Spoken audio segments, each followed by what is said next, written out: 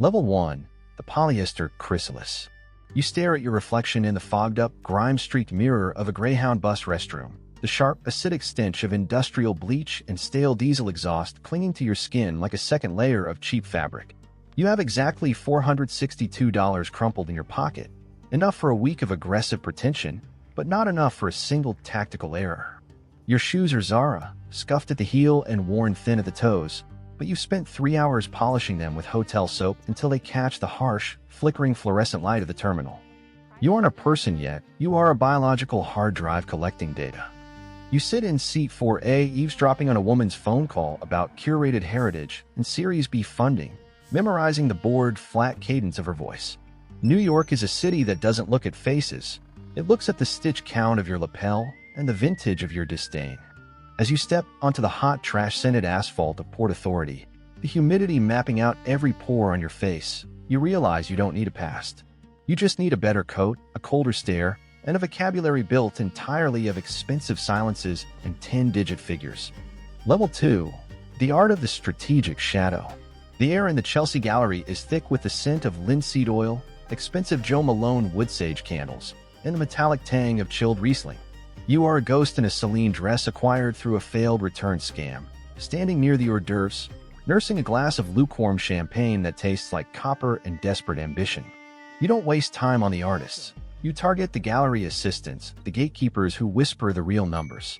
You drop names like heavy polished stones into a still pond, Gagosian, Abramovic, the Arnault family, watching the ripples of doubt vanish behind your meticulously crafted German accent. Your phone vibrates with a simulated call from a fake family office you've staged yourself, and you answer in rapid-fire hushed French, looking slightly annoyed by the inflow of capital.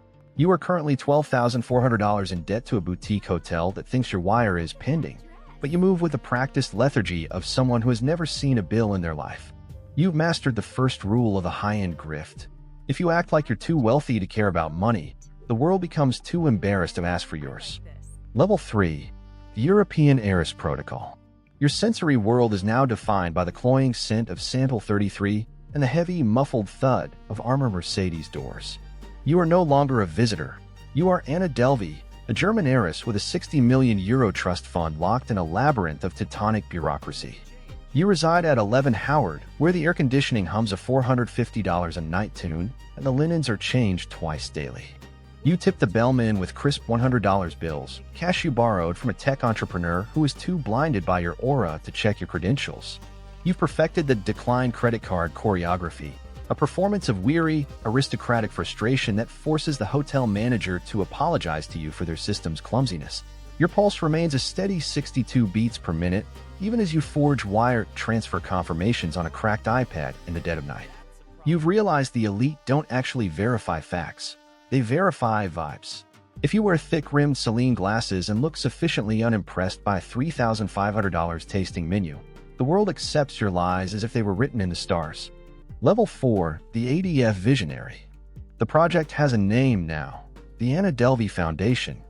You stand in the skeletal center of 281 Park Avenue South, a 45,000-square-foot limestone landmark where the air smells of old paper, damp stone, and ancient dust. You are selling a dream of a private club for the global creative elite, a sanctuary of gold-leafed ego. You sit across from white-haired bankers who manage $500 billion in assets, smelling the heavy tobacco on their breath and the faint sweat of their predatory greed. You present glossy renderings of a world that doesn't exist, demanding a $22.5 million loan with the confidence of a conqueror. You speak in a rhythmic staccato of interest rates, capital expenditures, and mezzanine financing, while your stomach growls because you haven't eaten a solid meal in 48 hours.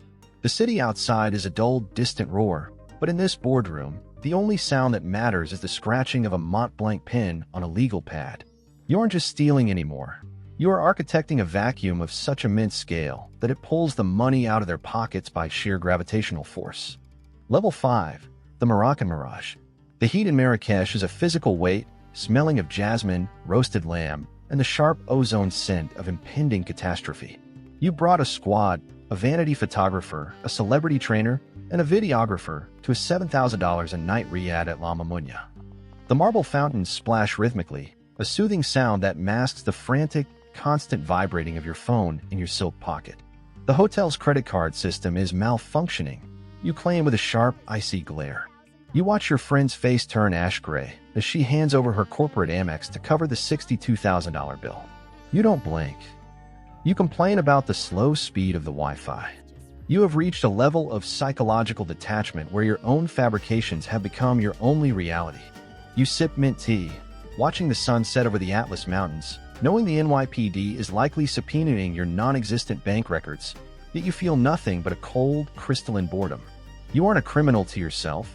You are a patron of the arts, and the world is simply your unwitting, deep-pocketed financier. Level 6, the glass-walled purgatory. The sharp, metallic clicking of handcuffs is the new percussion of your life, replacing the popping of crude corks. You are in Rikers Island. The smell here is a sickening cocktail of industrial floor wax, unwashed bodies, and the metallic scent of lukewarm bean soup. You wear a beige jumpsuit that chafes your neck, but you carry yourself as if it were a custom piece from a minimalist 2024 runway show. You observe the other inmates with a detached, anthropological curiosity, as if they were extras in your movie. Your name is now a permanent fixture on the front page of every tabloid, a 72-point font headline that screams your notoriety.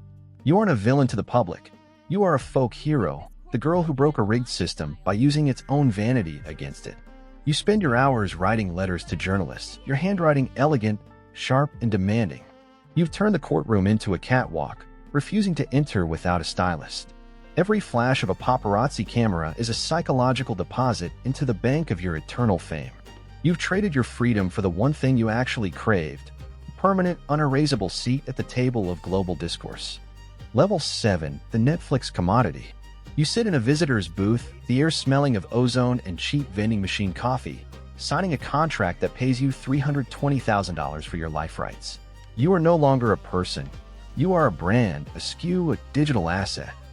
You watch through plexiglass as Hollywood actresses compete to mimic your accent, that strange, unplaceable inflection of a girl from nowhere who became the center of everywhere. The lawyers are arguing over the Son of Sam laws, attempting to freeze your assets, but the math has already shifted. The numbers in your head have transitioned from unpaid debt to royalty percentages.